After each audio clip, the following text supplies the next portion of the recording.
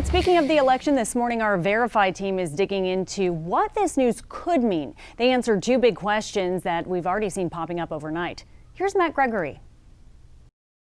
Our first question is, what happens if COVID-19 forces the president to drop out of the 2020 election? Our sources for this are an elections expert, John Fortier with the Bipartisan Policy Center, and the Republican National Committee's rules.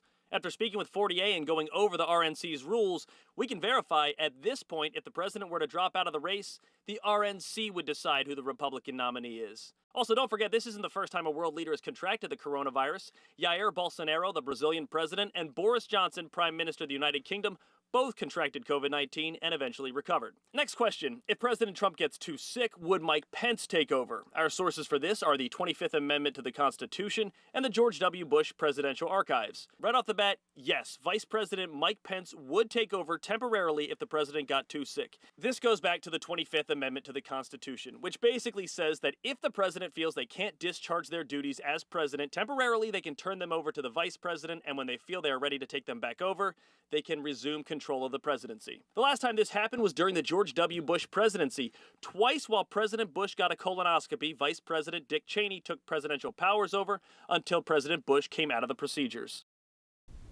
All right, Matt, thank you for that. Reactions from lawmakers are pouring in now. Governor Abbott tweeted early this morning sending prayers to the president and first lady. He wrote, quote, "May God's healing powers touch them, strengthen them, and raise them up." Right now, we are still waiting to hear from other prominent Texas leaders like Senators John Cornyn and Ted Cruz, so we will, of course, keep you posted on that. Time is 6:35. The financial markets plunged following the news of President Trump testing positive for COVID-19. The Dow Jones Industrials and the S&P both lost nearly 2% this morning following the news. Oil prices tumbled nearly 3%. A statement issued by the president's doctor saying the president would continue his duties appeared to calm the markets. And we're going to stay all over this story for the remainder of the morning here. We'll have continuing coverage on air and on KHOU.com, and we'll send the latest updates right to your phone on the KHOU 11 News app. Just make sure you have your notifications turned on.